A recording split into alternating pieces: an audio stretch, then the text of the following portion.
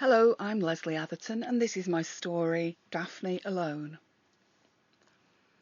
Even Daphne's skirt, a heavy, sensible tweed, rusty brown, unpatterned, and ending just 2 inches below her equally heavy and sensible knees, was no match for weather such as this. In common with most of her countrywomen, she resorted to an ankle-length heavy waxed coat when leaving the house, but when the wind moved from playful to aggressive like an out-of-control puppy who has little idea of its own power and strength, when the gales experimented with moving around what had previously seemed immovable, that was when the women of Daphne's acquaintance resorted to a heavy contrivance of ropes draped and tied around their bodies.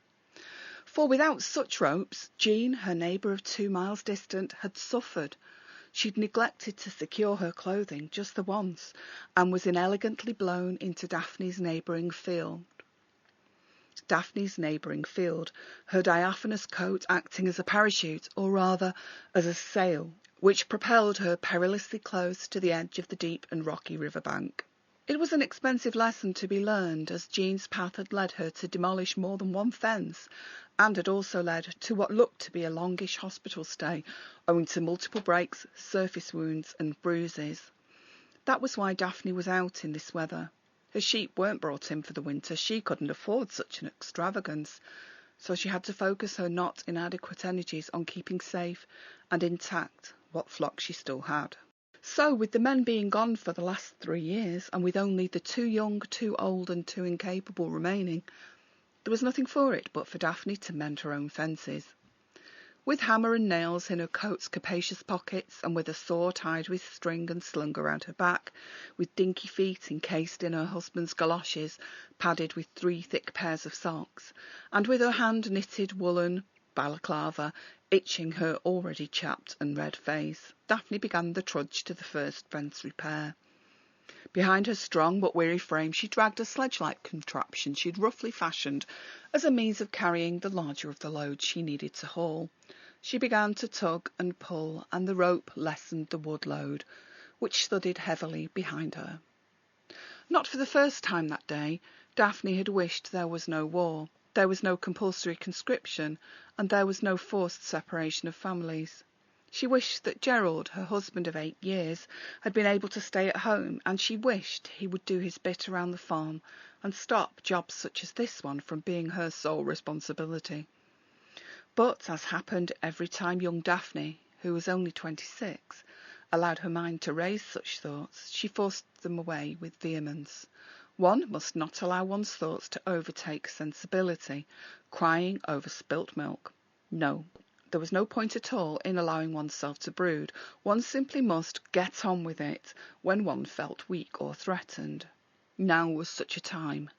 Skies were darkening already with the onset of early twilight. Daphne knew how much more afraid she'd be if she was living in one of the many miserable bomb-threatened towns or cities, but still, there might be some joy to be had. There might be friends for comfort during the blackouts, and in the air raid shelters too. Here there was only Jean. Both women had been left alone in the most remote of sheep-farming communities, and up here there were no land girls, no support. It was just Daphne and Jean.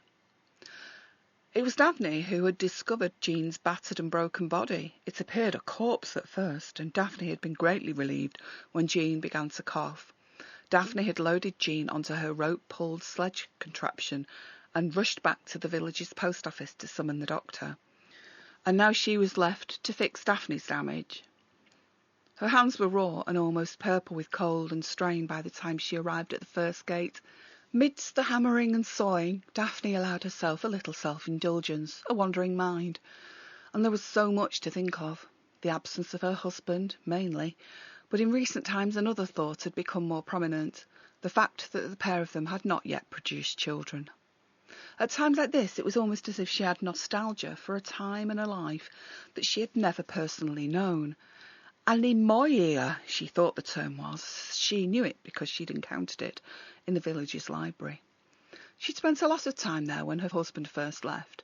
Quite a few of the village ladies did the same, teaching themselves about life and the world, taking comfort in the company of others, talking of the life they now had and the life they missed. They talked of the days when their husbands received the call-up papers, and they talked of the progress of the fighting, the sounds of the telegram boys, the little evacuees who just appeared in the village, and the contents of their husbands' regular but stilted letters home. They talked of unravelling old sweaters to re-knit into more usable clothing, and how to cope without hosiery. There was an unplanned and unexpected small crop of barley in the corner near where Daphne was working. She made a mental note to protect that from the sheep, but it could wait. As Daphne's self-indulgent thoughts slowed, she realised that she'd mended the fence, and that the rain, which had been sprinkling onto her waterproof layers and puddling around her feet and inside her overly capacious galoshes, had stopped, and the sky had darkened. Her eyes struggled in this kind of light, but she had to get back to the farm before it darkened entirely. Her small, chapped and frozen hands replaced the spare wood onto her sledge, and she began the trudge back to her home. Thighs and calves tingled numbly with the cold, and it was just as well, as her aching and pained leg muscles needed the numbness to dull the pain. She had no watch, but she knew it was late by the time she returned home, wishing, not for the first time, that there was someone waiting. Daphne immediately made her way to the kitchen and the warmth of her range. Stoking it up once again, she began to relax a little. The casserole warming inside her oven should almost be ready. She got up and ladled herself a good portion of butter beans, potato, green onion tops and gravy browning. She ate. Nothing was ever quite enough. The house was dark and silent. No candles, no wireless. She glanced at the kitchen wall clock as she laid down her spoon after the meagre meal. 6:30, bedtime. And tomorrow was another day.